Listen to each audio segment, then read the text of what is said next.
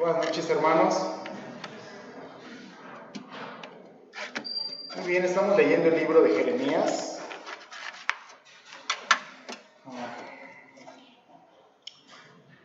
Vamos a comenzar leyendo primeramente los versículos para dar un panorama general de la predicación del día de hoy. Dice: el Señor se dirigió a mí y me dijo: antes de darte la vida ya te había yo escogido, antes de que nacieras ya te había yo apartado, te había destinado para ser profeta a las naciones.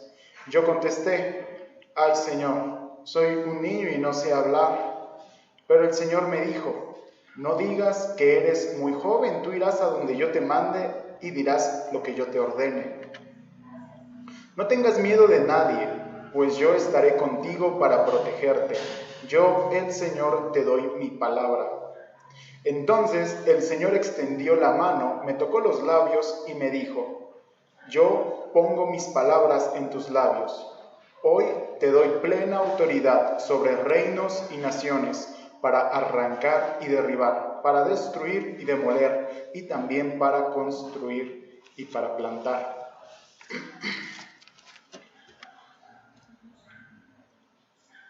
Una breve introducción al libro que podemos hacer, rescatada de la semana pasada, nuestra predicación de los primeros versículos, del 1 al 3, es decir que este evidentemente es un libro profético, aunque también tiene historia, tiene algunas lamentaciones, por lo que también se puede catalogar dentro de la poesía. Jeremías proviene de la casa sacerdotal de Hilquías. Jeremías dictó el libro que lleva su propio nombre, Jeremías, y Baruc lo escribió. Es decir, que Jeremías dictó, Baruc escribió, Baruc acompañó a Jeremías durante la mayor parte de su ministerio. La duración del ministerio de Jeremías fue aproximadamente 40 años. Es decir, del 626 antes de Cristo al 587 antes de Cristo. Podemos decir, para entrar más en contexto, 100 años después de Isaías, un centenario después de Isaías. El nombre de Jeremías significa el Señor lanza. Eso significa el nombre de Jeremías, el Señor lanza. Esto se puede entender de dos maneras: o bien que Dios lanzó a Jeremías dentro de un contexto social muy pesado, idólatra, o también que el Señor lanza juicio sobre su pueblo y sobre todas las demás naciones. Jeremías vio los reinados de Josías, de Joacás, de Joaquín y de Sedequías. Y comenzamos con estos dos versículos que dicen: el Señor se dirigió a mí y me dijo: antes de darte la vida ya te había yo escogido, antes de que nacieras ya te había yo apartado, te había destinado a ser profeta a las naciones. La porción de escritura que estudiamos hoy es conocida como el llamamiento de Jeremías, es decir, la vocación de Jeremías. Una vocación es algo a lo que uno está llamado a hacer. Y nos hacemos la pregunta si dentro de la hermenéutica esto puede ser aplicable a nosotros, este pasaje puede ser o no aplicable a nosotros, dado que hemos aprendido que hay pasajes dentro de la Escritura, promesas dentro de la Escritura, sentencias, juicios, que no son necesariamente aplicados, no tienen que ser aplicables a nosotros, sino son aplicables o a una persona en específico, a un grupo en específico, una nación, un pueblo, y dentro de un tiempo en específico. Dado que en muchos versículos se nos dice a nosotros que debemos de predicar la palabra de Dios, podemos entender que este pasaje, además de hermoso, y seguramente no es la primera vez que hemos escuchado de él o leído, es perfectamente aplicable a nosotros. Y obtenemos muchas enseñanzas de aquí. Una enseñanza de la que hablaba hoy en la mañana es acerca de la reencarnación. Hay algunas religiones que profesan que uno reencarna en la vida, que uno puede vivir su vida y al final va a reencarnar. Esto no solamente lo enseña el hinduismo, también lo enseñan algunas películas. Algunas películas que yo he llegado a ver enseñan que cuando uno muere, uno puede reencarnar. Dependiendo de su vida, uno reencarna o en otra persona o en un animal. Si uno vivió una buena vida, con buenas obras, y fue dedicado a su religión hindú, uno puede reencarnar en una vaca, por ejemplo, o en un caracol. Aunque no conocemos quizás algún hinduista cercano, sí hay una idea con respecto de la reencarnación, una idea algo extraña. Y creo que esta sea malinterpretada dada la pintura, el arte. Los artistas de la antigüedad decidieron pintar ángeles sin haber leído absolutamente nada de la Biblia, al parecer, o si lo leyeron no les pareció algo necesariamente estético, por lo que decidieron pintar bebés con alas. Y todos hemos visto alguna vez una pintura que tiene bebés con alas.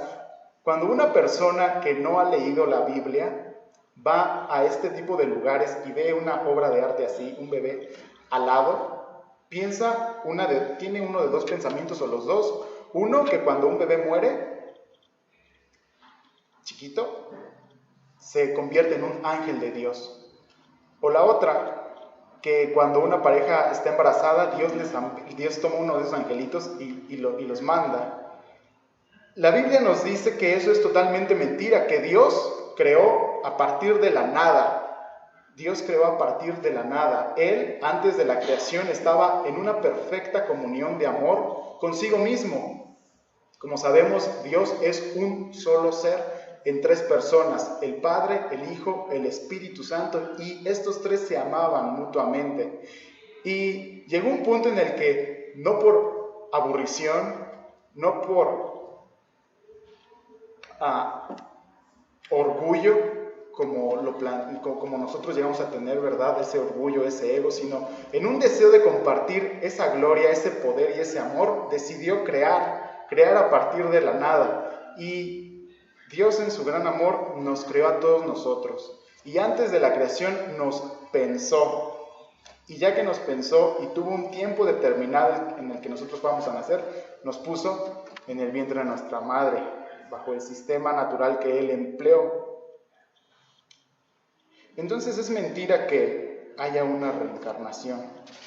La segunda verdad que podemos encontrar en este versículo que es necesaria es acerca del aborto. No vamos a escuchar a favor no vamos a escuchar enseñanza en contra del aborto en ningún lado que no es la iglesia. No lo vamos a encontrar en la escuela, no lo vamos a encontrar en la plaza pública con el vecino.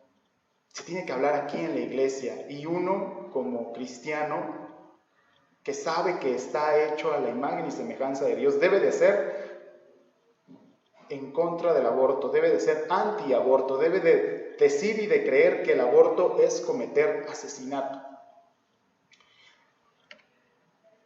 Esta me parece una gran ilustración, la que encontramos en Lucas capítulo 1 al 41. Dice, el contexto es que Elizabeth, ya entrada en años, estéril, tiene un hijo llamado Juan el Bautista, y ella tiene alrededor de 6 meses de embarazo, y dice, y aconteció que cuando oyó Elizabeth la situación de María, la criatura saltó en su vientre, y Elizabeth fue llena del Espíritu Santo. Esto lo vamos a contrastar con el siguiente pasaje de aquí, Lucas 2:12, que dice, esto os servirá de señal, hallaréis al bebé envuelto en pañales, acostado en un pesebre.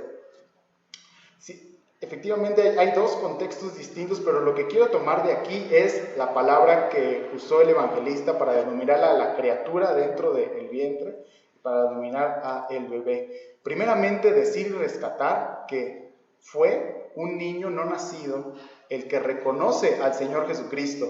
Y el Señor Jesucristo tampoco estaba nacido. De hecho, tenía días, literalmente días, María, de que se le había anunciado la noticia de que iba a dar a luz al Salvador, de que el Espíritu Santo la había cubierto. Y entonces literalmente el Señor Jesús estaba en las primeras etapas embrionarias de su proceso de gestación, una bolita de plastilina quizás, y Juan el Bautista tenía seis meses de edad dentro del vientre, y él siente que es el Señor Jesús, y el vientre de Elizabeth brinca de alegría. Y otra cosa que decir de aquí es que la palabra criatura, refiriéndose al feto en este caso, y la palabra bebé, refiriéndose a Jesús en el pesebre, es la misma palabra en el griego. Es la misma palabra que se designa en ese idioma original en el que fue escrito. Y recordemos que, por si fuera poco, Lucas es un médico. Entonces Lucas sabía acerca de lo que estaba escribiendo. Y una manera más poética y hermosa para entender esto está en Salmos 139. Todo Salmo 139 es hermoso, habla de la omnisciencia y de la omnipotencia de Dios. Rescato estos pasajes que dicen: porque tú formaste mis entrañas, tú me hiciste en el vientre de mi madre, mi embrión vieron tus ojos, y en tu libro estaban escritas todas aquellas cosas que fueron luego formadas, sin faltar una de ellas, sin faltar nada. Todo hizo Dios de manera perfecta. De manera que había cuando yo era muy chiquito, había un programa en el Canal 11, después lo recordé, de un pintor gringo que tenía un afro y hacía cuadros al óleo y lo grababa, duraba unos 20 minutos el programa y estaba traducido. Y este hombre siempre daba la gloria a Dios, siempre bendecía a Dios cuando acababa, mandaba una bendición cuando terminaba su programa, y cuando estaba pintando hablaba de la creación de Dios. Y es una manera muy sencilla de hablar, es una lógica muy básica. Uno ve un motor y hay un diseñador del motor, hay un ingeniero detrás del motor. Uno ve una pintura y hay un pintor detrás de la pintura. Y uno ve la creación y debe concluir con esa lógica tan básica que hay un creador detrás de todo lo que podemos ver. Pero algo chistoso que ocurría con este pintor es que en ocasiones se equivocaban y él decía que era un happy accident, lo que se traducía como un error feliz. Él se le iba un brochazo de más y era tan habilidoso que componía, o sea, se equivocaba y lo componía, hacía un árbol, hacía cualquier cosa y le quedaba súper hermoso, pero él decía que eran happy accidents, errores felices. Y Dios no tiene errores felices, ni errores tristes. Muchas veces hay personas que tuvieron hijos no deseados, o incluso saben algunas personas que no fueron planeados por su familia. Pero hoy nos estamos enterando, y espero que tú ya lo sabías y lo hayas meditado en Salmo 139, no hay errores, Dios no tiene happy accidents. Dios formó, premeditó, predestinó todas y cada una de las partes de la creación. Nada sobra y nada falta. Su creación es perfecta.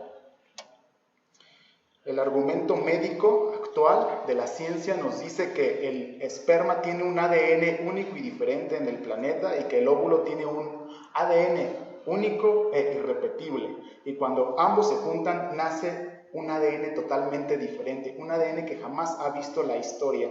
Eso nos dice la ciencia, que se considera vida. Entonces, como vemos, hay un argumento científico a favor de la vida, en contra del aborto, y hay un argumento bíblico en contra del aborto. En algunas religiones no se permite que las personas estudien ciencias, porque se cree que si una persona estudia ciencia se va a alejar de la fe, porque piensan en su mente que hay alguna falsa dicotomía entre la ciencia y la religión, piensan que no pueden convivir, y esto es mentira. Si la ciencia se lleva a cabo de manera ética, de manera profesional y de manera buena, científica, va a apuntar a Dios, va a apuntar al diseño inteligente de Dios. Y esta es la enseñanza hermosa que tiene Jeremías cuando fue llamado. Dios interactuó con Jeremías desde el vientre. Eso nos dice que Jeremías ya era una persona para Dios. Después seguimos con Gálatas 1 al 5. Son palabras del apóstol Pablo. Pero cuando agradó a Dios, que me apartó desde el vientre de mi madre y me llamó por su gracia.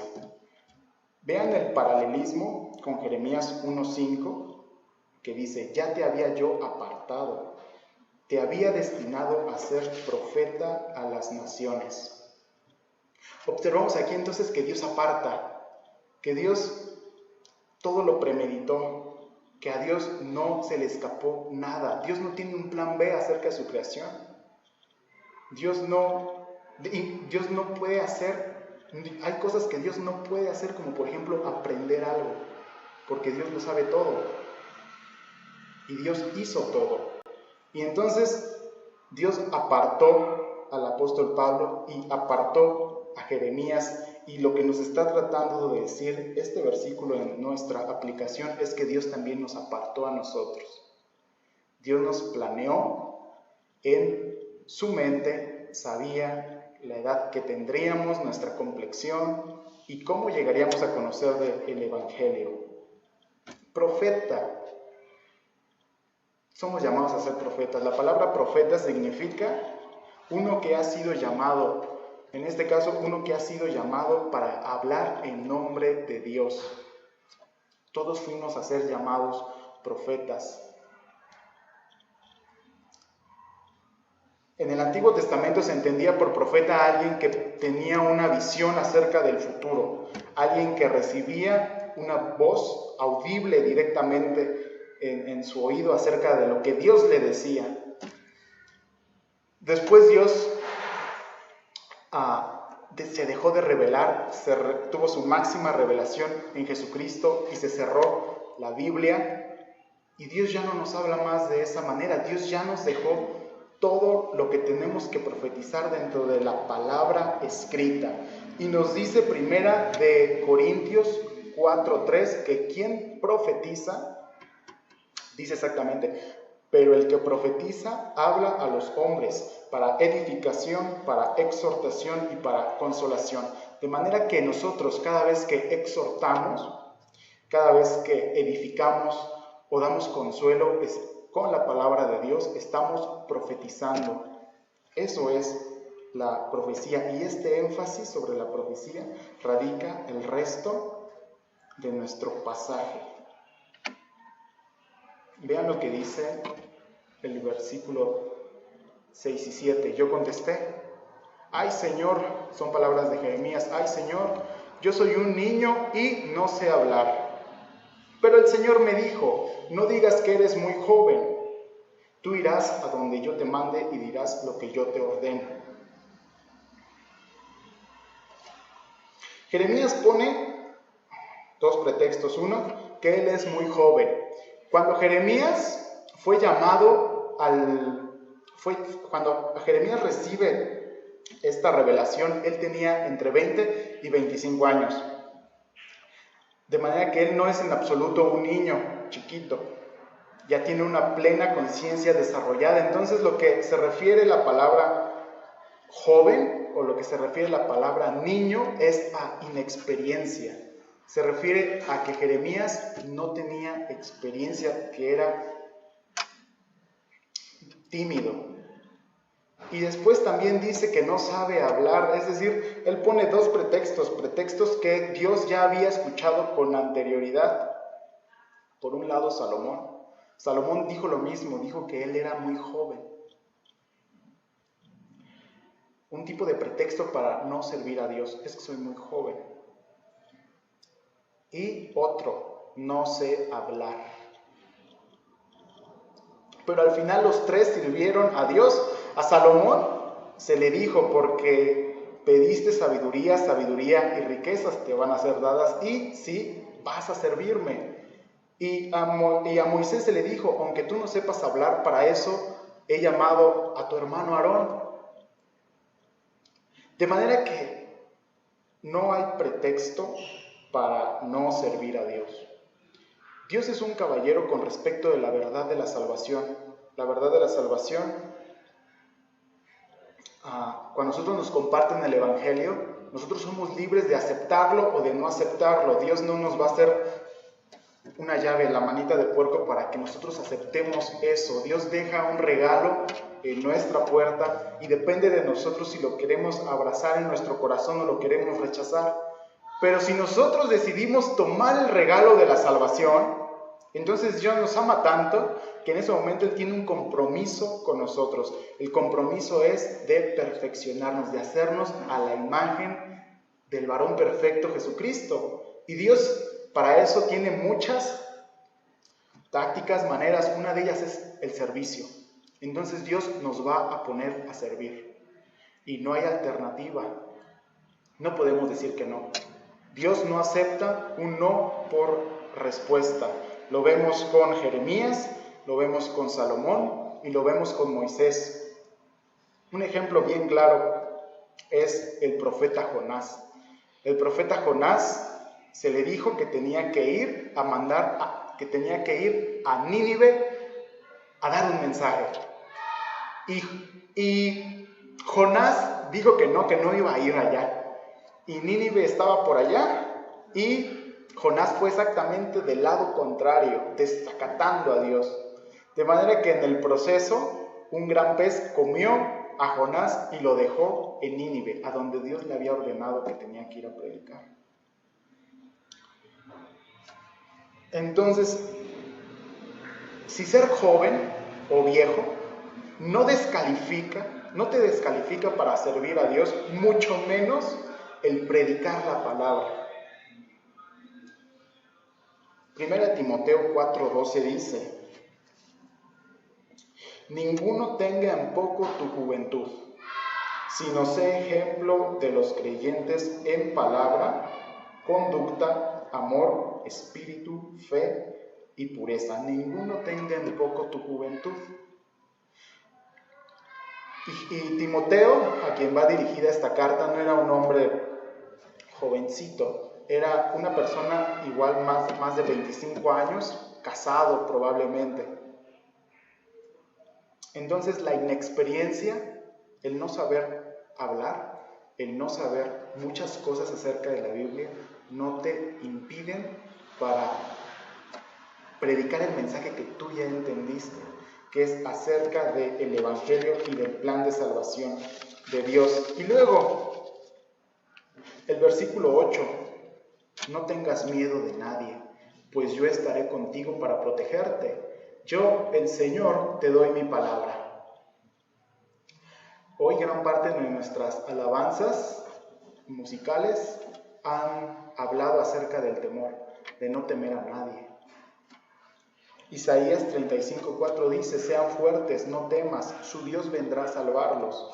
A Josué también se le dijo: esfuérzate y sé valiente. Y Jesús en Lucas 12:5, Él nos da una exhortación muy motivadora, porque Él dice: no temas a los que pueden matar el cuerpo, sino más bien a los que matan el alma. Ese es Dios, echándola en el infierno.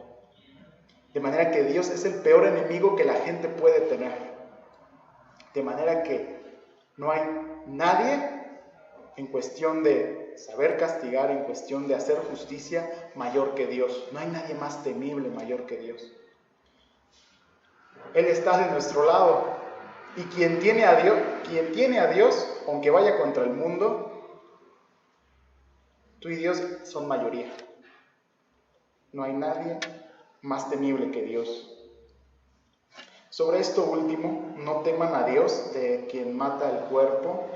Hay una anécdota que se originó en la iglesia primitiva. En la iglesia primitiva es lo que denominan los historiadores una era cristiana, donde estuvieron vivos los apóstoles y los discípulos de los apóstoles. Y hubo un discípulo de un apóstol llamado Policarpo. Policarpo fue el discípulo de Juan el Bautista. Y se dice la historia que Policarpo vivía en Roma, y Roma en aquellos ayeres era un enemigo del cristianismo. Roma condenaba la fe cristiana. Condenaba la fe cristiana porque decían los cristianos que Jesús era el Señor. Que Jesús era el Señor, el Rey, el soberano, y Roma solamente tenía un único rey y un único soberano, el César. Todos debían rendir honor al César, no a Jesús. Y entonces Policarpo, de algunos 80 años, que para esos ayeres era mucho tiempo, fue interrumpido en uno de sus servicios por la escolta romana y fue llevado al concilio y fue presentado a la autoridad y se le dijo: he escuchado que predicas acerca de Jesucristo y tú dices de Jesucristo que Él es el Kaiser Curios. Kaiser Curios en latín es eso, es el Señor. Y aquí en Roma solamente tenemos un Kaiser Curios, que es el César, por lo que vas a tener que dejar de predicar eso. Vas a tener que negar tu fe.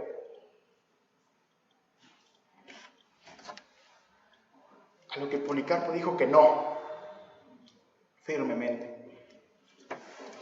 Esta autoridad desconcertada dijo: creo que no entendiste.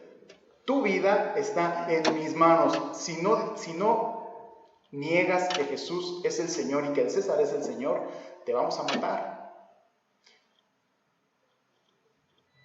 A lo que Policarpo le dijo: he servido al Señor durante muchas décadas y Él nunca me ha dado la espalda. Yo no puedo dársela tampoco, por lo que voy a tener que negar su petición. Perfecto.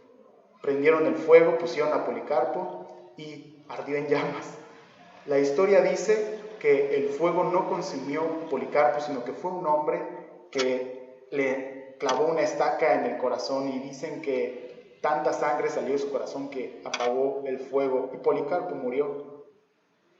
Policarpo murió, pero Dios cumplió su promesa, que fue proteger la vida de Policarpo, porque para él, para Jeremías, para Isaías, para todos los profetas y apóstoles, incluido por supuesto Pablo, el vivir es Cristo y morir es ganancia. Y él dice: no tengas miedo de nadie, pues yo estaré contigo para protegerte. Yo, el Señor, te doy mi palabra. Es decir, yo te lo juro, te juro que tu alma está en mis manos, que tú vas a estar conmigo, que yo te estoy protegiendo. Otra manera de decir esto, te lo juro, para entenderlo, es que muchas veces nosotros cuando hemos estado platicando con alguien y esta persona que viene a nosotros en verdad quiere que le creamos, dice: te lo juro por mi jefecita, te lo juro por lo más preciado que tengo, que es la Virgencita de Guadalupe. Las personas tienden a jurar por algo más grandes que ellos mismos. Y dice la Escritura que Dios, mirando a su alrededor, no viendo a alguien más grande que Él, decidió jurar por sí mismo. Decidió jurar por su propio nombre. Es decir, que si Dios no te cumple lo que te promete, deja de ser Dios. Eso es lo que está diciendo. Yo dejo de ser Dios, dejo de ser poderoso, dejo de ser soberano y dejo de recibir toda la gloria y honra que merezco si no te cumplo lo que te estoy prometiendo. Y Dios nos ha prometido muchas cosas. Jesucristo nos prometió que se iba a prepararnos un lugar. Esa fue la promesa de Jesucristo. Y aquí hay otra, que Dios nos cuida. De manera que cada vez que predicamos el Evangelio y cada vez que hacemos cualquier actividad como hijos de Dios, por ejemplo, actividades que parecen seculares pero no lo son porque están consagradas a Dios, como el trabajo, como la escuela, como cualquier otra cosa y actividad, pero sobre todo, y ese énfasis, cuando estamos predicando la palabra de Dios, Dios nos está protegiendo, porque somos hijos de Dios. No temas de nadie, te doy mi palabra que no te va a pasar nada, dice Dios.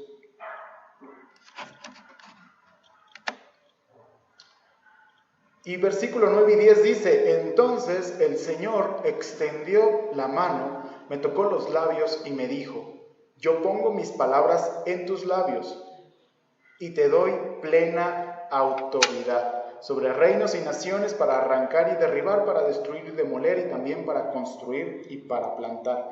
La expresión aquí utilizada que dice: y entonces Dios extendió su mano y tocó mis labios, es una figura que encontramos en Proverbios 10:11, en Daniel 10:16 y en Isaías 6:7.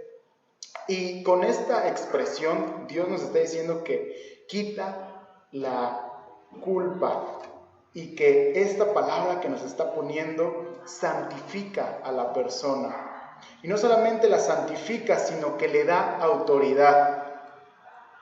Actualmente llega a ser un poco difícil ir en contra del testimonio de un policía y aún más difícil ir en contra del testimonio de un notario público, porque el Estado le embistió de algo que se llama fe pública. Y la fe pública consiste en que lo que uno dice como un notario es realidad, pasó, es un testimonio fidedigno, tiene autoridad esa persona.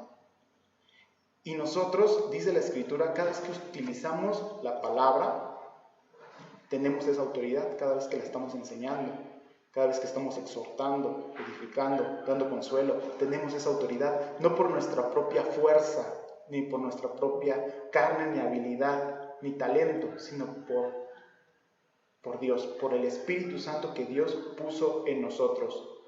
Esto es importante dentro de la iglesia, pues en ocasiones un anciano o un pastor, también un maestro o un hermano puede llegar a corregirnos, puede llegar y nos puede corregir, nos puede decir que algo, que esto o lo otro estuvo mal, y uno puede decir, bueno, ¿con qué derecho viene a hacerlo?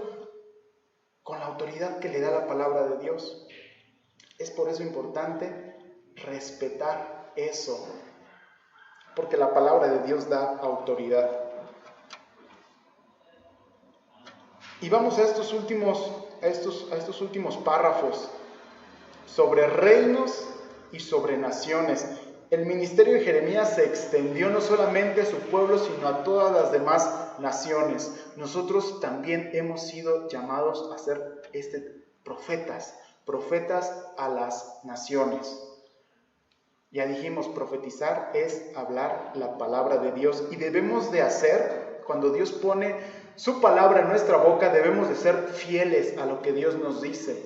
En una ocasión se quiso sobornar a un profeta, Balac le dijo, vamos aquí y les vas a decir lo que yo te esté diciendo. Y Balaam dijo, no, yo voy a decir lo que Dios me diga que tengo que decir.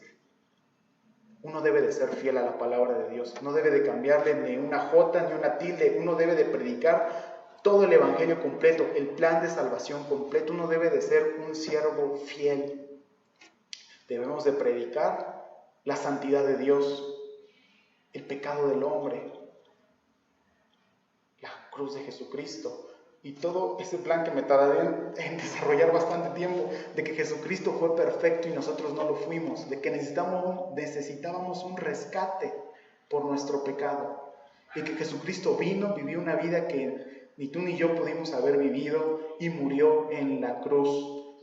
Dios derramó su ira sobre él y Dios tuvo por satisfecha esa justicia. Jesús resucitó, y si nosotros aceptamos eso y somos discípulos de Jesucristo, recibimos el Espíritu Santo y somos llamados hijos de Dios.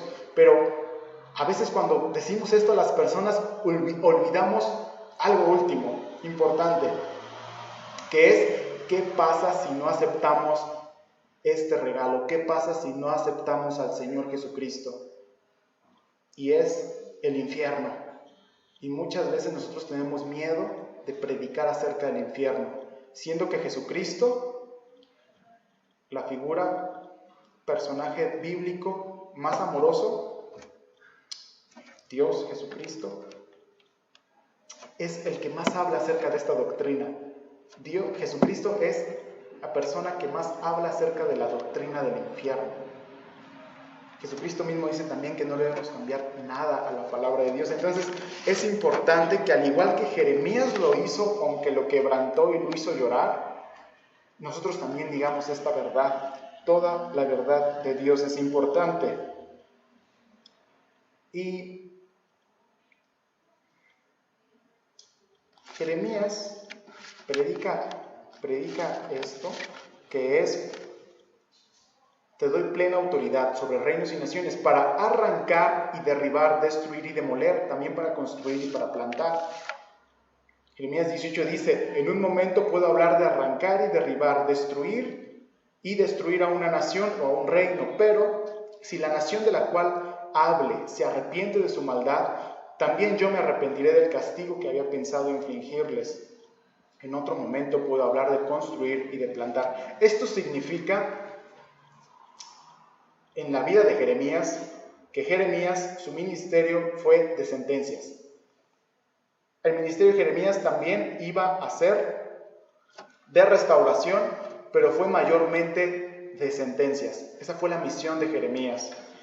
Este mensaje a Jeremías le quebrantó el corazón.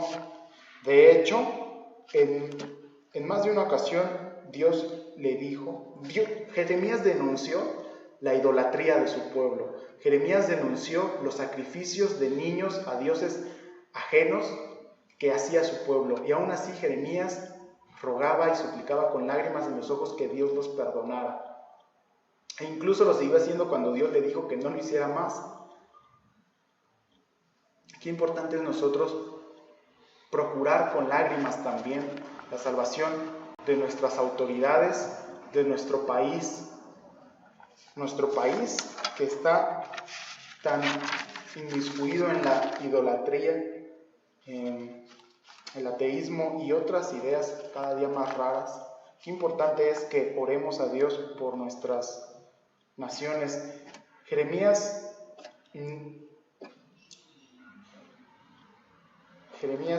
se le conoce de hecho como el profeta del llanto, porque siempre está llorando, quejándose con dolor acerca de esto. Jeremías no fue un hombre poderoso como Elías, sabio como Isaías, elocuente como Ezequiel, sino que fue un hombre tímido y un hombre frágil. Y Dios, en su soberanía, tomó a un hombre tímido y frágil para comunicar y profetizar su palabra. Y esa es la enseñanza. La enseñanza es que nosotros no podemos poner un pretexto para servir a Dios. Señor, es que tengo miedo. Señor, es que soy muy joven o soy muy viejo o no sé hablar. A Dios no le interesa eso. Dios nos va a capacitar, Dios va a capacitarnos o va a subsanar eso. En el caso de Moisés dijo, bueno, no sabes hablar, y no le dio una lengua de oro, le dio a Aarón. Aarón hizo ese trabajo, el trabajo de hablar. El mensaje de Jeremías fue ese, un mensaje de sentencias. Jeremías debía decir a las naciones que la ira de Dios estaba hasta el tope, que todas las naciones lo tenían harto y que Dios iba a derramar el cáliz de su furor sobre todas las naciones. Ese es el mensaje que actualmente profetizamos con un pequeño, gran cambio, que es que Jesucristo bebió esa copa. Jesucristo bebió la copa de la ira y nosotros damos un mensaje de esperanza, un mensaje de salvación. Bien, hermanos, en resumen, no existe la reencarnación, es mentira, Dios nos crea de la nada. Un feto es una persona, debemos defender esta verdad, debemos de ser pro vida. Muchas personas dicen, bueno, es que la mujer tiene derecho a elegir sobre su propio cuerpo. Yo digo amén a eso, la mujer tiene derecho a elegir sobre su propio cuerpo. El problema es que una persona dentro de él no es su propio cuerpo. De hecho, un bebé dentro del vientre de la mujer tiene un latido diferente al de la mamá, una sangre diferente a de la mamá y un ADN completamente diferente a la de la mamá. ¿La mujer tiene derecho sobre su cuerpo? Sí. Esa criatura dentro no es su cuerpo. Y Dios nos lo dice. ¿Qué más? Que Dios nos apartó como a Jeremías. Dios nos apartó y hoy no es casualidad que estemos ahí sentados. Dios nos apartó como a Jeremías para que profeticemos la palabra de Dios escrita, el Evangelio. Otra cosa es que no hay edad y no hay excusa ni pretexto para servir al Señor. También es que solamente debemos temer a Dios y que el ministerio de Jeremías fue mayormente de sentencias, que también debemos predicar la palabra y el mensaje de la salvación fielmente, sin cambiar nada. Vamos a hacer una oración, hermanos. Amado Padre, te damos las gracias por este mensaje que tú nos das a través de este profeta, Señor, a través de este libro. Te pedimos que tú nos sigas guiando a todos nosotros para que cada día podamos aprender más de tu palabra y sobre todo el ponerla en práctica, Señor. Gracias porque sabemos que nadie de aquí fue un error, Señor. Que a todos y cada uno de nosotros nos has llamado a profetizar a las naciones. Y si hay alguno, Señor, que aún no ha recibido el regalo de la salvación, Señor, yo te pido que tú hagas de él una nueva persona, Señor, que regenere su corazón. Te damos las gracias, Padre, y bendecimos tu santo nombre. En el nombre de Jesús, amén.